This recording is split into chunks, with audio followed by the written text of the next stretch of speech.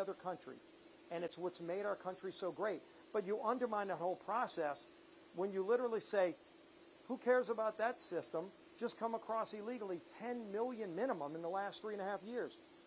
As the most generous nation in the world, we allow about 1 million people to come across our border legally.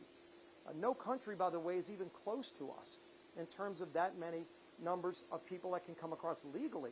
But when you, in 3 years, allow 10 million people, that's more than triple the population of my home state of Louisiana. More than triple that have just come into the United States illegally in one term under President Biden and Kamala Harris. And we don't even know where they are. We know the human trafficking that's going on. As Harriet talked about, there's a report that just came out, over 800,000 young people are missing. The Biden-Harris administration can't even tell you where 800,000 young people are that they let into this country illegally. The expectation is that they're being human trafficked and worse. And they're okay with that. That's disgraceful. Those are the things that need to be addressed. Arrest those violent criminals, arrest the people that are trafficking our young people, that are killing our young people, 150 a day, and then remove them from this country and make America more safe. Greetings, guys. So this is for Mr. Perez. So I saw a report that Border Patrol morale is low, and also heard something about suicides. Can you tell us a little bit about that? Yeah, absolutely. Sorry about that. At the beginning of this administration, the policies that changed did take, our morale did take a hit because of the fact that our guys want to be out there. Our guys want to be out there enforcing the laws. They want to be catching the bad guys. We want to be going after those that are now called gotaways. So, yes, it takes its toll. So when you have problems with suicide, the agency has recently started to generate a lot more interest in the problems behind the suicide rate that we have. It is a high rate, unfortunately.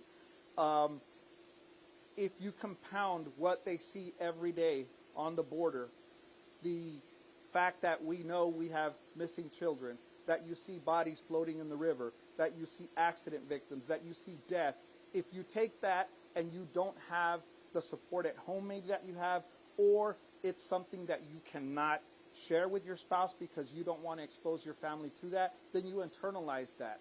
So you take into account low morale and all the other things that you see, it does create a problem for us. So one thing I can commend our leadership for is taking a more serious tone towards the amount of suicides.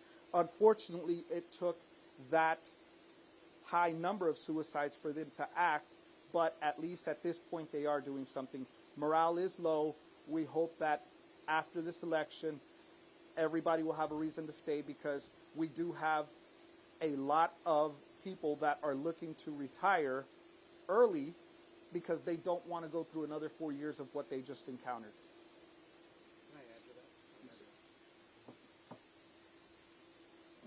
I spent 23 years in the police uniform.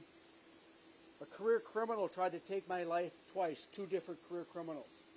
What these agents are going through on a daily basis because of these policies, they're getting spit on, they're getting fecal matter thrown at them, they're getting punched, they're getting beat.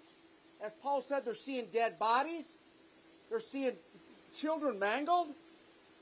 They don't deserve that. And it's because of the policies of this administration. When we lose one border officer and one police officer to suicide, that's too many. Let me tell you something. These agents are heroes, just like every law enforcement officer in America is. They put on that uniform every single day and protect us, the men in the blue and brown. These Border Patrol agents have had it.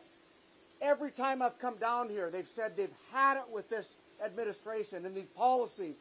We can do better. We do not have to suffer as Americans any longer.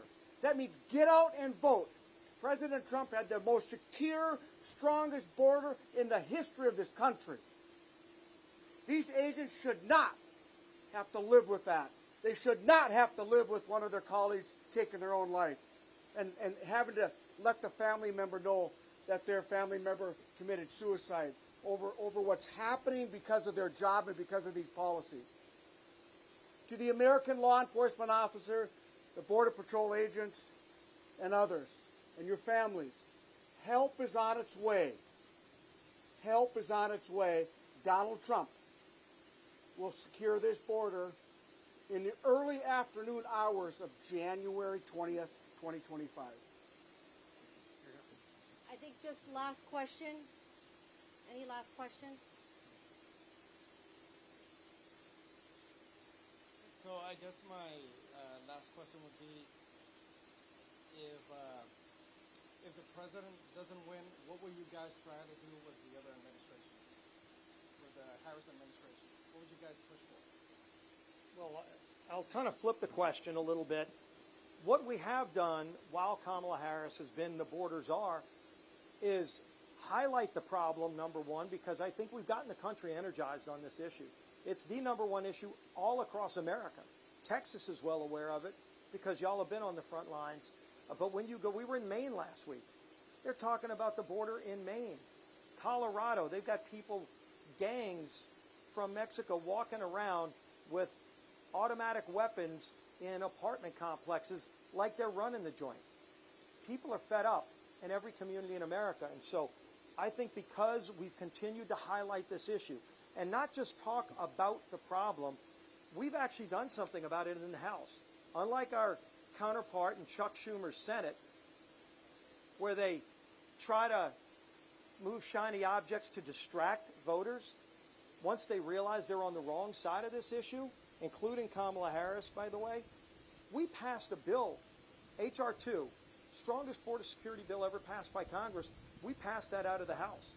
Unfortunately, we tried to make it bipartisan. Not a single Democrat wanted to join with us because they all made it clear they want an open border. But you know what? They're on the wrong side of history. They're on the wrong side of most Americans right now.